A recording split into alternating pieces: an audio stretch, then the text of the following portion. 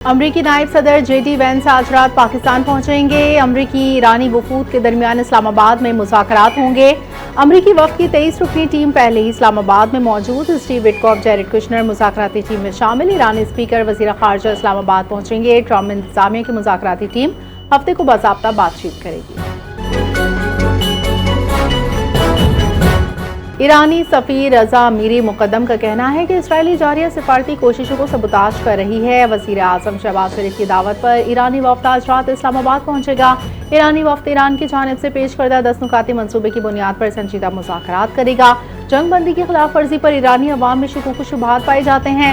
مذاکرات کا مقصد خطے میں پائیدار امن، مشترکہ مفادات کی بنیاد پر بات چیت کو فروغ دینا ہے۔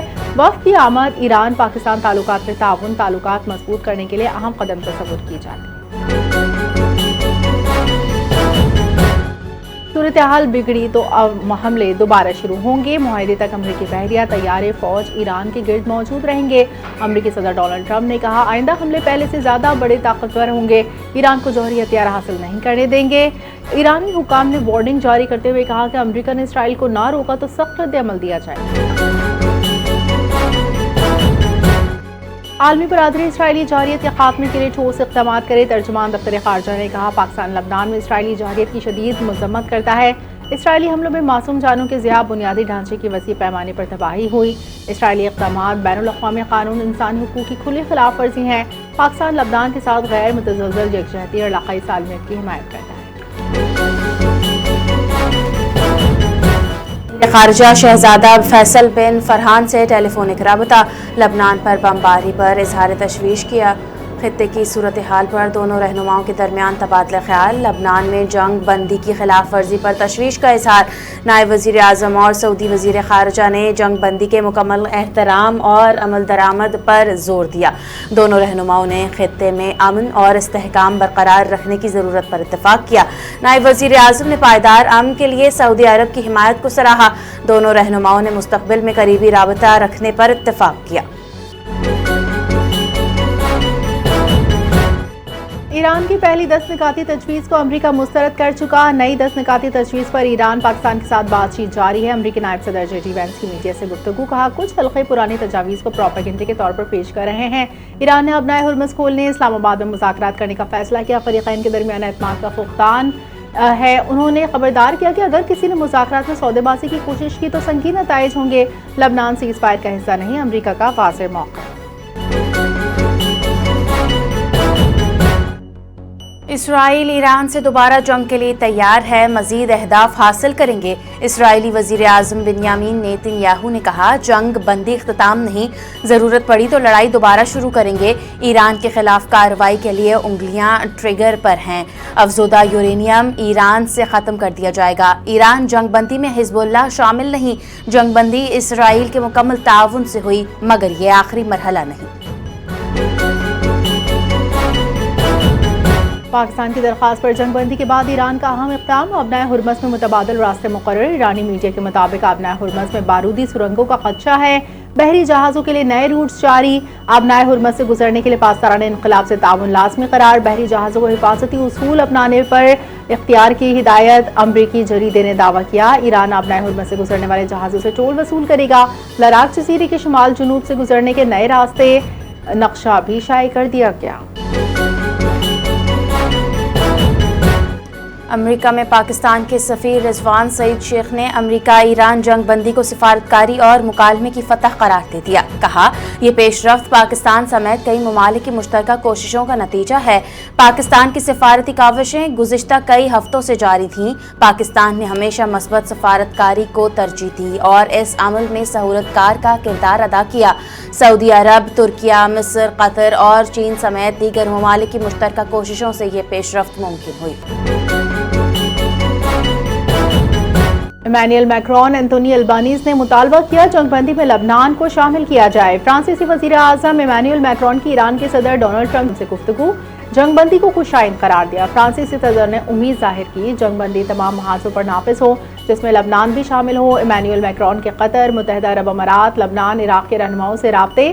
آسٹریلوی وزیر اعظم اینتونی البانیز نے کہا کہ ایران امریکہ جنگ بندی اہم پیش رفت لبنان پر بھی لاگو ہونی چاہیے۔ مشرق وسطی میں امن عالمی مفاد میں مستقل امن کے لیے مزید سنجیدہ کوشش ضروری ہے۔ گیند امریکہ کے کورٹ میں ہے۔ امریکہ کو جنگ اور جنگ بندی میں کسی ایک کا انتخاب کرنا ہوگا۔ ایرانی وزیر خارجہ عباس عراقچی کا اہم بیان، کہا دنیا جنگ بندی کے اعلان کے بعد لبنان میں ہونے والے قتل عام کو دیکھ رہی ہے۔ دنیا یہ بھی دیکھ رہی ہے کہ امریکہ اپنی کی گئی باتوں پر قائم رہتا ہے یا نہیں۔ ایرانی وزیر خارجہ نے وزیر اعظم شہباز شریف کا جنگ بندی کے اعلان والا بیان بھی شیئر کر دیا اور لکھ کر کہا کہ ایران اور امریکہ جنگ بندی کی شرائط واضح اور دو ٹوک ہیں۔ ایرانی میڈیا نے کہا ایران کے وزیر خارجہ اور فیلڈ مارشل عاصم منیر کے درمیان رابطہ ہوا۔ ایرانی وزیر خارجہ نے فیلڈ مارشل کو جنگ بندی کی اسرائیلی خلاف ورزیوں سے آگاہ کیا۔ اسرائیلی حملوں میں لبنان کے 254 افراد جاں بحق۔ لبنان میں آج ملک بھر میں یوم سوگ منانے کا اعلان، تمام سرکاری ادارے بند، قومی پرچم سرنگوں۔ ایران جنگ بندی کے باوجود اسرائیلی حملے جاری، ایک روز میں 250 سے زائد ہلاکتیں، اسپتالوں میں ایمرجنسی نافذ۔ لبنان میں زخمیوں کے خون کے عطیات کی اپیل۔ جنگ خطے سمیت پوری دنیا کو لپیٹ میں لے رہی تھی۔ پاکستان نے مشترکہ کاوشوں سے خطے میں امن کے لیے کردار ادا کیا۔ فیلڈ مارشل کو خراج تحسین پیش کرتا ہوں۔ جنگ کے خاتمے کی کوششوں کے لیے فیلڈ مارشل 2 ہفتے تک جاگتے رہے، جنگ کی آگ کو ٹھنڈا کرنے کی کوشش کی۔ وزیر اعظم شہباز شریف کا وفاقی کابینہ اجلاس میں خطاب، کہا وہ عزت نصیب ہوئی جو عمر بھر تک وضو کرنے سے بھی نہیں ملی۔ جنگ کے شعلے 2 ہفتے کے لیے بجھ گئے ہیں، اللہ نے چاہا تو جنگ کی آگ ہمیشہ کے لیے بجھ جائے گی۔ ایران امریکہ کے درمیان مذاکرات کے حوالے سے وفاقی دارالحکومت اسلام آباد میں تیاریاں شروع۔ مذاکرات کے شرکاء کی میزبانی کے لیے تیاریوں کا آغاز، غیر ملکی مہمانوں کی آمد پر استقبال سمیت رہائش کے انتظامات شروع۔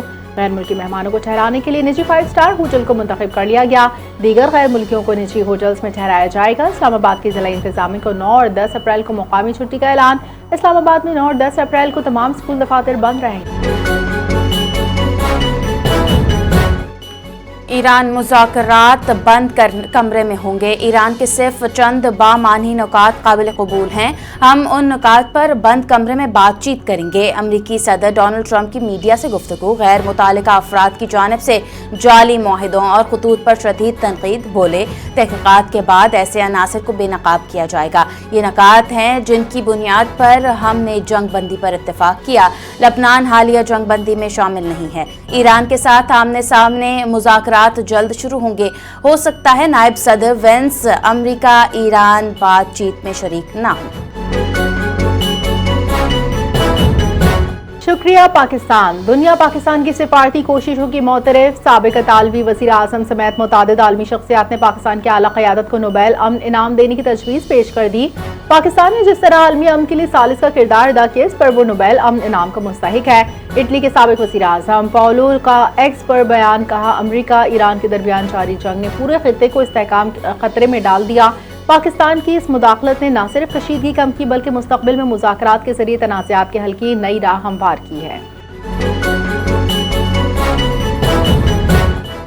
وزیر اعلیٰ سندھ سید مراد علی شاہ کی زیر صدارت گل پلازہ آتش زدگی جوڈیشل کمیشن کی رپورٹ کا جائزہ اجلاس، سینئر صوبائی وزیر شرجیل انعام میمن، ناصر حسین شاہ، ضیاء الحسن لنجھار، چیف سیکریٹری آصف حیدر شاہ، میئر کراچی مرتضی وہاب اور دیگر کی اجلاس میں شرکت۔ رپورٹ کے مطابق فائر فائٹنگ اور الارم سسٹم موجود نہیں تھے، محفوظ انخلاء کے انتظامات بھی ناکافی ہیں، عمارت کے باہر رش اور تعمیراتی کاموں نے امدادی کارروائیوں کو متاثر کیا۔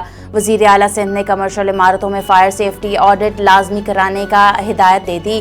عمارتوں میں تجاویز کے خاتمے اور ایمرجنسی رسائی بہتر بنانے کی بھی ہدایت۔ 3 وزراء پر مشتمل کمیٹی قائم، جلد سفارشات وزیر اعلیٰ سندھ کو پیش کرے گی۔ وزیر داخلہ سندھ کی زیر صدارت کراچی میں انسداد تجاوزات لینڈ گریبنگ کمیٹی کا 4تھا اجلاس، قبضہ مافیا اراضی واگزاری کے 21 کیسز کا جائزہ۔ 6 کیسز پہلے ہی حل ہو چکے، بلا امتیاز آپریشن، سرکاری نجی زمینوں کے قبضوں کا خاتمہ، شہری شکایت کا فوری ازالہ، قانون نافذ کرنے والے اداروں کو مزید متحرک، شفافیت، ادارہ جاتی ہم آہنگی کو یقینی بنانے کی ہدایت۔ کمشنر کراچی اور آئی جی سندھ کی نگرانی میں قبضہ مافیا کے خلاف آپریشنز مانیٹرنگ جاری۔ اجلاس میں کاروباری برادری نے بروقت کارروائی اور پولیس سپورٹ کی تعریف کی۔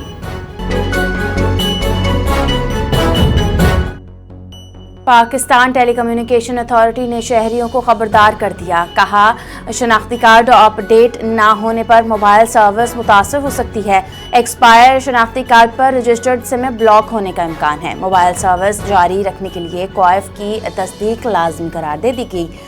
دوسرے کے نام پر سم استعمال کرنے والوں کے خلاف کارروائی ہو سکتی ہے۔ غیر تصدیق شدہ سموں کے خلاف کریک ڈاؤن جاری ہے۔ صارفین کو مشکلات کا خدشہ ہے، شہری فوری شناختی کارڈ کی تجدید کروائیں، سروس بند ہونے سے بچیں۔